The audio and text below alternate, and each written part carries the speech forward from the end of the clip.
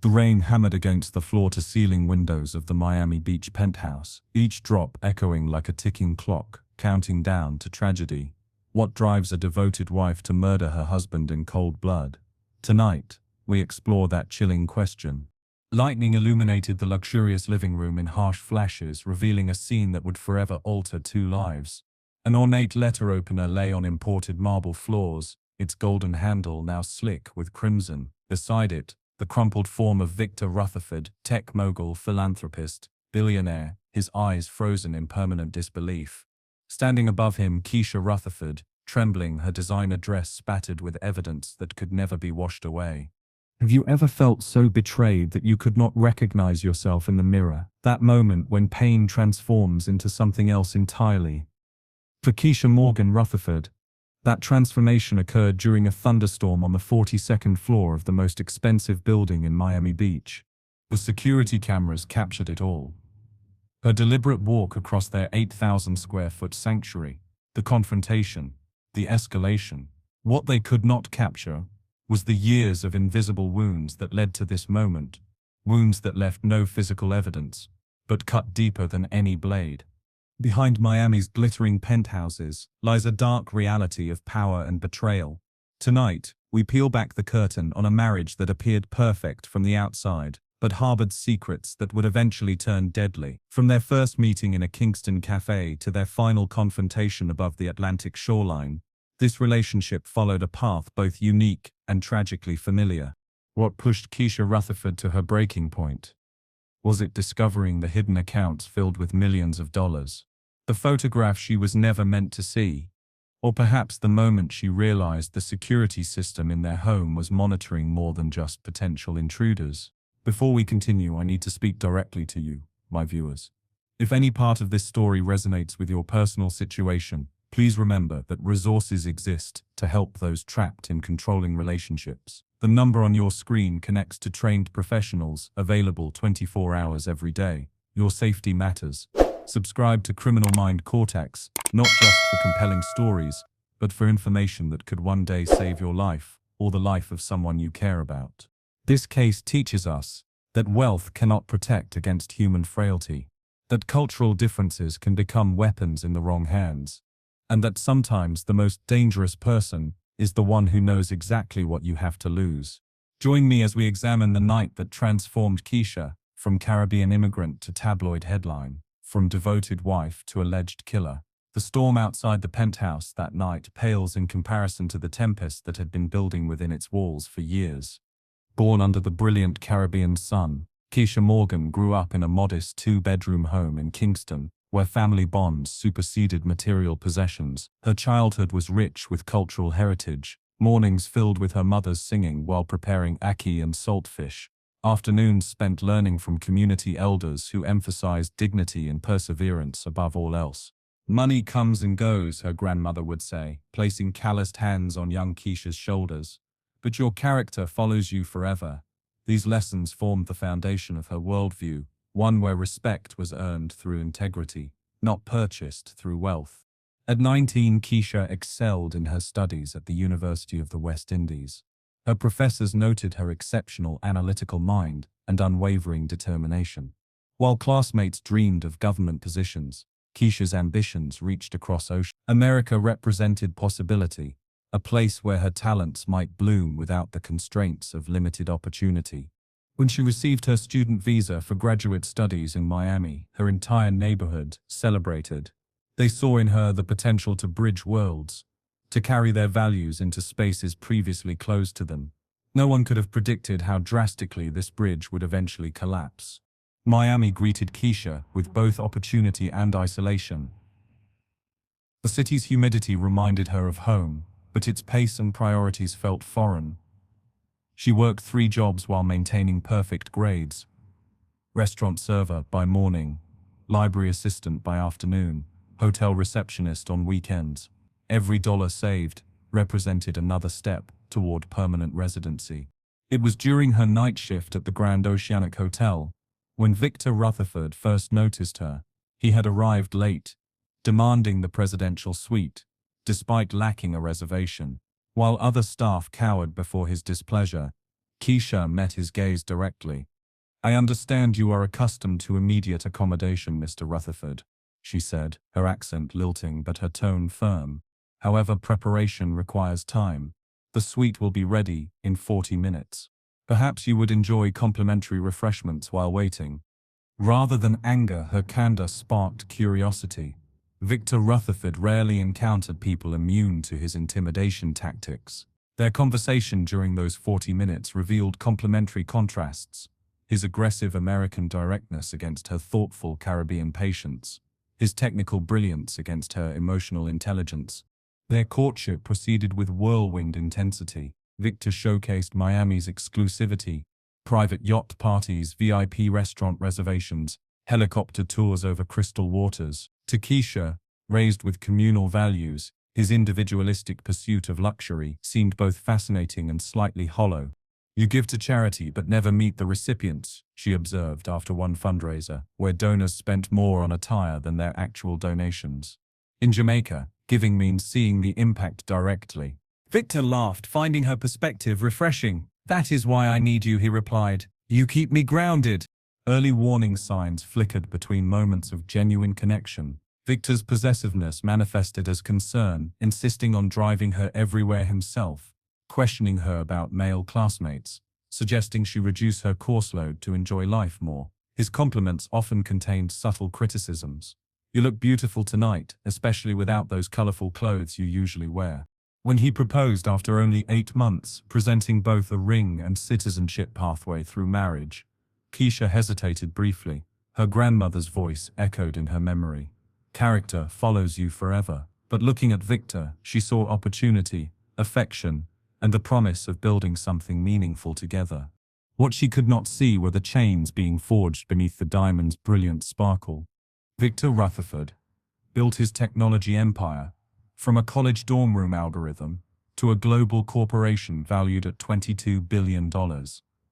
Ruthertech specialized in data mining software that corporations worldwide relied upon to predict consumer behavior. His business card read simply Victor Rutherford, making tomorrow visible today. The public knew Victor as a visionary. Business magazines featured him on covers, Harvard invited him to deliver commencement speeches, and politicians sought his endorsement. His charitable foundation funded hospitals, scholarship programs, and disaster relief efforts. During press conferences, he spoke passionately about ethical innovation and responsible progress. "Success without service is meaningless," he would tell reporters while cameras flashed. These carefully crafted moments portrayed him as the ideal 21st century leader, brilliant yet compassionate, wealthy yet grounded. Employees experienced a different Victor. His management style evolved from demanding to dictatorial as the company expanded. Executive meetings became forums for humiliation rather than collaboration.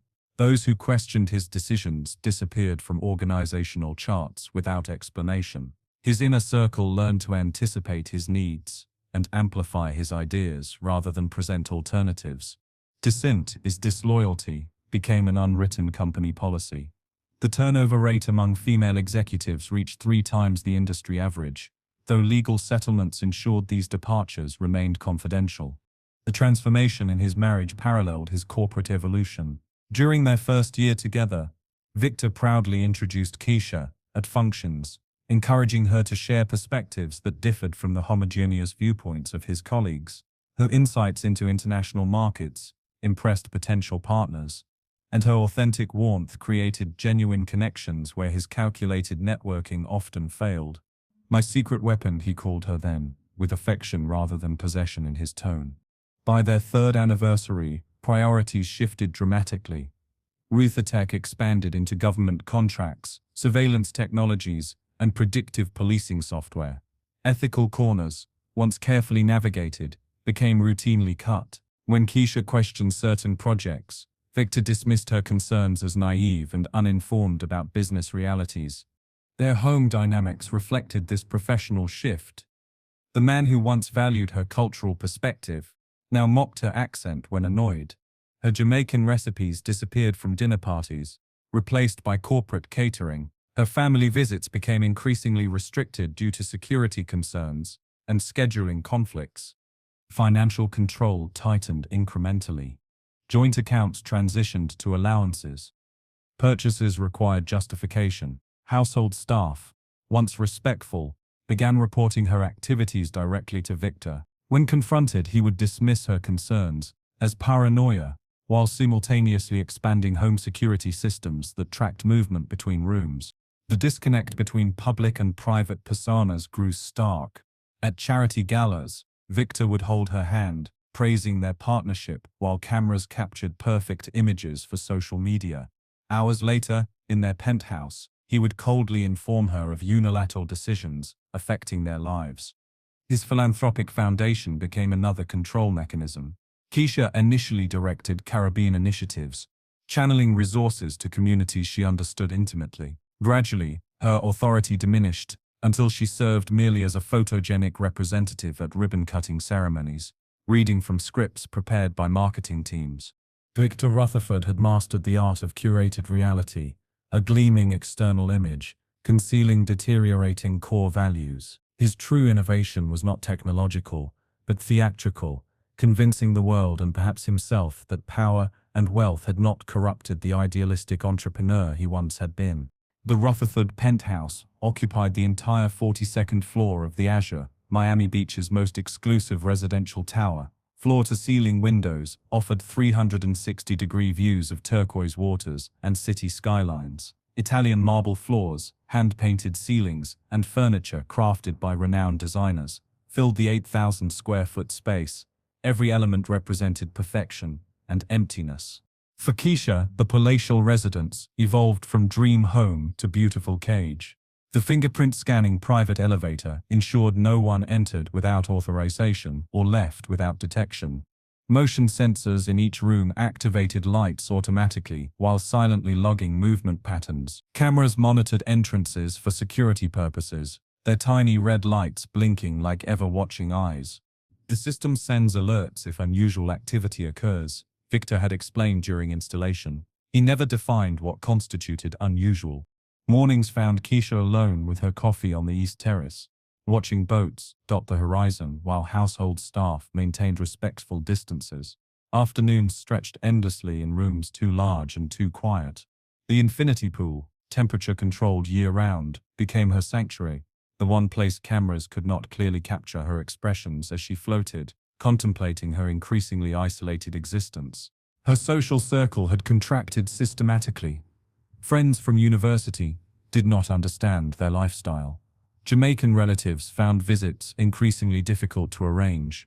Even charity board meetings, once her connection to meaningful work, now occurred without her input or presence.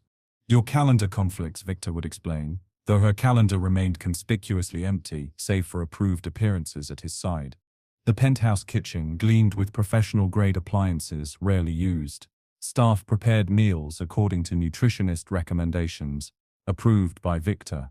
When Keisha attempted cooking traditional Jamaican dishes, ingredients mysteriously disappeared from delivery orders.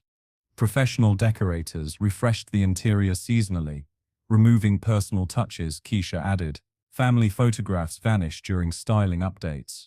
Books she ordered were redirected to the company library for cataloging before reaching her. The space reflected architectural magazine ideals rather than lived experience, clinically perfect and devoid of humanity. I need to ask you, my viewers, has pursuit of material perfection ever left you feeling empty?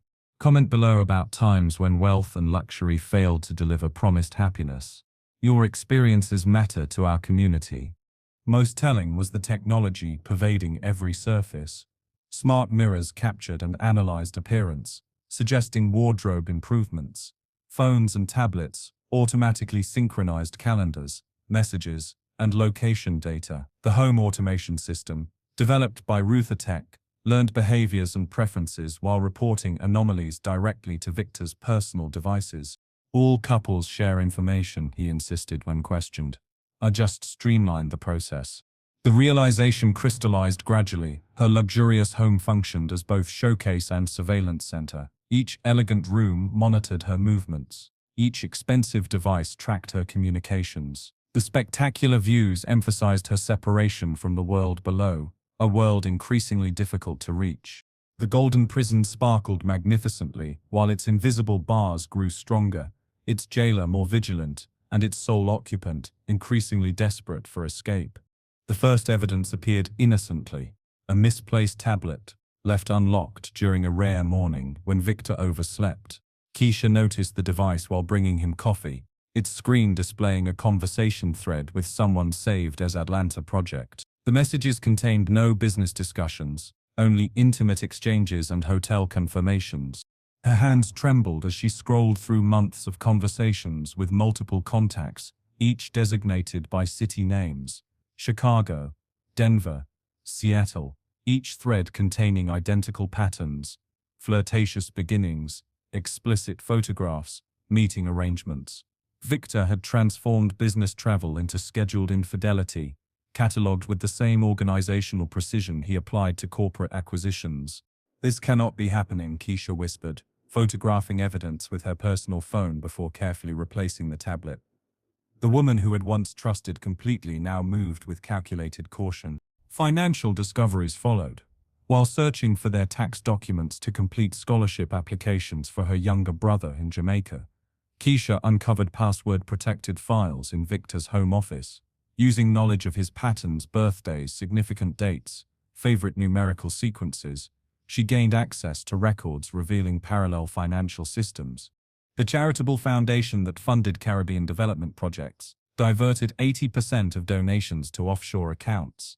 Corporate resources filtered through shell companies registered in her name without her knowledge or consent. Client data, supposedly protected by privacy agreements, appeared in spreadsheets tracking sales to political campaigns and foreign entities.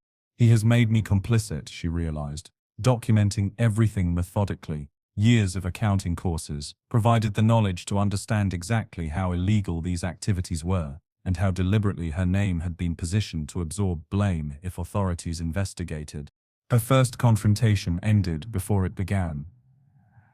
Presenting printouts of the Atlanta messages, Keisha watched Victor transform from annoyed to calculated within seconds. "These were approved by our marriage counselor," he claimed smoothly. "Remember Dr. Phillips? He suggested controlled external outlets for stress, rather than burdening you with my work pressures. We discussed this last year." They had never seen a marriage counselor named Phillips or anyone else. The fabrication emerged so confidently that Keisha momentarily doubted her own memory. "You need to resume your medication," Victor added, voice lowered with artificial concern. "These paranoid episodes worry me." She had never been prescribed psychiatric medication. The false history created a fog of uncertainty that temporarily silenced her. Each subsequent attempt at confrontation met similar tactics: events rewritten, conversations reimagined, reality reconstructed, until she questioned her perception. Sleep became elusive, appetite vanished. The vibrant woman who had once navigated Kingston streets with confident awareness now jumped at household sounds. Staff exchanged concerned glances when she appeared, hair uncombed, eyes constantly moving. Her phone conversations with her mother grew shorter, monitored as they were through the home system. "Everything is wonderful," she repeatedly assured her family, voice hollow. "Victor takes excellent care of me." Evidence continued accumulating. A diamond bracelet with another woman's name engraved inside. Credit card statements showing purchases at Miami Beach hotels minutes from their home. Overheard phone conversations abruptly ended when she entered rooms. Each discovery, another crack in the foundation of her endurance.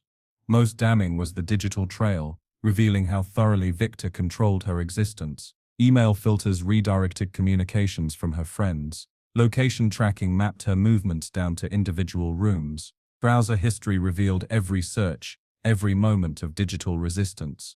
The breaking point approached with meteorological certainty, pressure systems colliding, temperature rising, conditions perfect for catastrophe. September 14th arrived with atmospheric violence matching the emotional storm building within the penthouse walls. Miami meteorologists warned residents about the approaching tropical system, wind gusts reaching 70 miles per hour, potential power outages, flash flooding along coastal areas. Nature preparing its own dramatic backdrop for the confrontation brewing over months of accumulated betrayals. Keisha spent the day methodically organizing evidence. Financial documents revealing fraudulent accounts, photographs documenting infidelity, legal papers, transferring liability to her name, without consent. Each item carefully arranged in chronological order, building an incontrovertible case against the man who had systematically dismantled her independence. She dressed deliberately in a cream silk blouse and tailored black pants, professional attire reminiscent of her university days before Victor. Her hair pulled back severely, face bare of makeup. No longer the ornamental wife, but the prosecutor preparing her case. Thunder rattled windows as Victor arrived home hours earlier than expected, soaked from the downpour, irritated by traffic snarls caused by flooding. He found Keisha waiting in the living room, documents spread across the imported glass coffee table. "What is this?" he demanded, dropping his briefcase beside the leather sofa. "The truth," Keisha replied, voice steady despite her racing pulse. "Every betrayal, every manipulation, every crime committed in my name, without my knowledge." Lightning illuminated his face, confusion shifting rapidly to calculation. He loosened his tie, buying seconds to formulate his response. "You have clearly misunderstood complex business arrangements," he began, voice adopting the patronizing tone reserved for board members who questioned his decisions. "These structures protect our assets. Everything benefits you, ultimately. Like the women in Atlanta, Denver, Seattle?" Keisha pushed screenshots across the table. "Do they benefit me too?" His expression hardened. The facade of concerned husband vanished, replaced by cold assessment of threat levels and containment strategies. "You signed a prenuptial agreement," he reminded her, reaching for his phone. "You leave with nothing. One call to security removes you from this building permanently." "I called your attorney this morning," Keisha countered. "Prenuptial agreements become invalid when criminal activity exists. Everything here," she gestured toward the documents, "constitutes multiple felonies." Wind howled through microscopic seams in the supposedly perfect windows. The building swayed slightly, designed to bend rather than break during storms. Victor's control similarly flexed, not yet shattered, but testing structural limits. "Who else knows?" he demanded, calculating damage rather than acknowledging wrongdoing. "Everyone will know if anything happens to me," she lied effectively. "Files have been arranged for automatic distribution." His movement toward her occurred with unexpected speed, hands gripping her shoulders, fingers digging painfully into flesh. Not the first time he had become physical, but previously he had maintained plausible deniability, accidental contact, misinterpreted force. "You ungrateful!" The insult dissolved into incoherent rage. "Everything you have comes from me." "Everything I am exists despite you," Keisha responded, pulling away as lightning transformed the room into stark black and white contrasts. The struggle escalated with terrible momentum. Victor's attempt to reach her phone, Keisha defending herself with instinctive movements. His weight against her smaller frame, her defensive push becoming offensive resistance. The ornate letter opener, a gift from a Japanese technology partner, lay on the credenza beside imported orchids. Victor reached for it first, his intention clear in eyes grown unfamiliar with rage. The struggle transferred to this new focal point, both hands grasping the gilded handle, direction contested with desperate energy. What would you have done in that moment, when survival instinct overrides civilization's thin veneer? The blade found direction. Physics completed what emotion began. Victor's expression registered disbelief before comprehension. The ultimate loss of control. His body collapsed against imported marble, blood spreading with mathematical precision across the geometric patterns. Keisha stood motionless, the moment suspended between lightning flashes and thunder percussion. The security cameras captured everything, their unblinking electronic eyes documenting the transformation from abused wife to accused murderer, from victim to defendant, from prisoner to different kind of captive. The storm continued indifferent to human drama. Rain pelting windows like nature's own applause at the conclusion of a tragedy years in development. Detective Lorenzo Martinez arrived at the Azure at 3:15 in the morning, rainwater dripping from his department-issued raincoat. 20 years investigating Miami homicides had taught him to reserve judgment until evidence spoke. The penthouse scene with its obvious wealth juxtaposed against violent death, demanded objectivity few officers could maintain. Document everything, he instructed his forensic team. Every blood pattern, every fingerprint, every camera angle. This case will attract attention beyond our department. Initial assessment appeared straightforward. Domestic dispute escalated to homicide, with clear perpetrator and victim. Security footage showed the confrontation from multiple angles. Keisha Rutherford remained at the scene, offering no resistance when officers placed her in handcuffs. Her statement recorded in the building manager's office, while evidence technicians processed the penthouse, consisted of mechanical recitation of events without emotional inflection. He attacked me. I defended myself. The cameras recorded everything. Martinez noticed incongruities immediately. The letter opener angled unexpectedly for a straightforward stabbing. Defensive wounds on both individuals contradicted simple aggressor-victim dynamics. Blood evidence suggested movement patterns inconsistent with security footage timestamps. Something does not align, Martinez noted in his preliminary report. Camera footage appears edited despite supposedly secure transmission. Forensic analysis revealed more discrepancies. The system timestamp metadata showed manipulation occurring remotely during the confrontation, several crucial minutes missing entirely. The building's backup generators should have prevented such convenient gaps during the storm-related power fluctuations. Most telling, Keisha Rutherford's extensive documentation, financial records revealing criminal activities, medical reports documenting previous injuries explained as accidents, photographs establishing infidelity, communications proving psychological manipulation, each item methodically organized, dated, and annotated. This represents months of preparation, Martinez observed, reviewing the evidence catalog, not impulsive violence but accumulated response. Media vultures descended before dawn. News vans clogged streets around the Azure, despite flooding. Headlines screamed predictable narratives. Tech billionaire murdered by Jamaican wife in luxury penthouse. Island temper turns deadly. Caribbean immigrant kills American success story. Beauty and the deceased. Model wife stabs husband in Miami high-rise. Morning shows featured experts analyzing Keisha's body language from limited footage. Cultural commentators discussed inherent volatility in tropical personalities. Financial programs speculated about inheritance implications, despite clear prenuptial agreements. Few journalists investigated Victor's business practices. None explored the surveillance systems controlling Keisha's environment. Only one local reporter mentioned previous domestic disturbance calls to the penthouse, quickly buried beneath sensationalized speculation. I ask you now, viewers, where does justice end and revenge begin? When systems designed for protection fail repeatedly, does responsibility shift to individuals? Comment below with your thoughts on this complex moral question. Public opinion divided along predictable lines. Corporate associates defended Victor as demanding but brilliant. Women's advocacy groups highlighted patterns consistent with coercive control. Immigration opponents used the case to promote stricter policies. Racial justice organizations noted disparity in media coverage compared to similar cases with different demographics.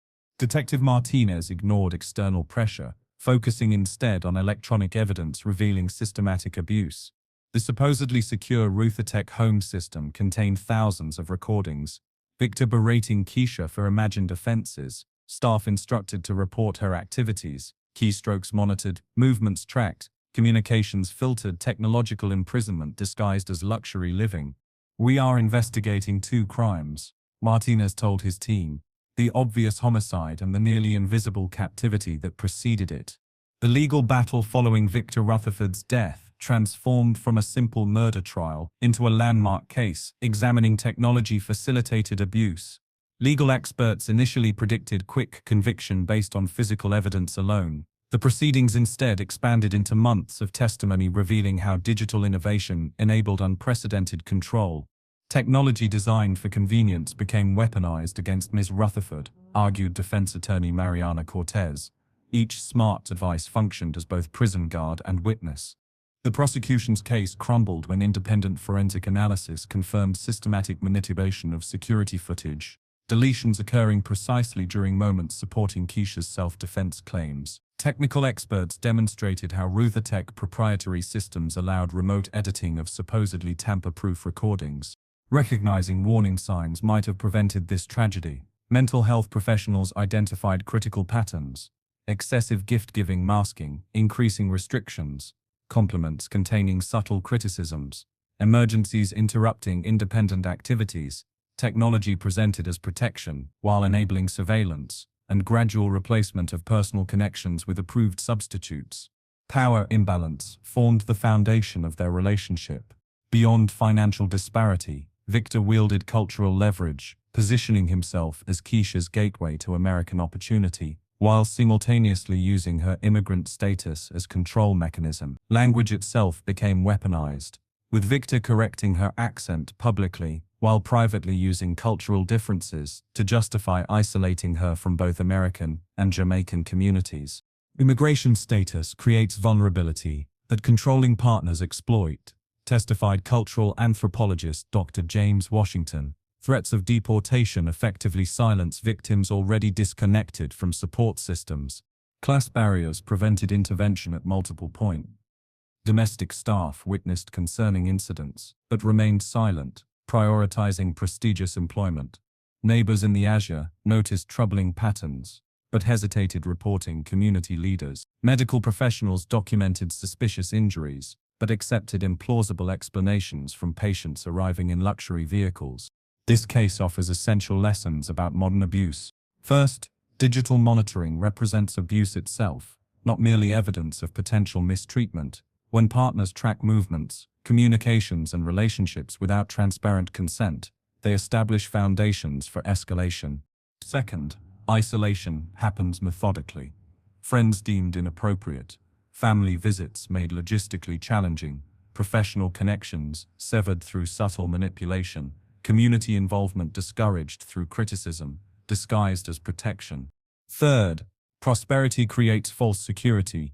Abuse occurring within luxury environments faces heightened skepticism from authorities, conditioned to associate domestic violence with economic struggle rather than affluence. Fourth, intervention requires recognizing patterns before violence erupts. Financial control, digital surveillance, and emotional manipulation constitute abuse, requiring immediate response.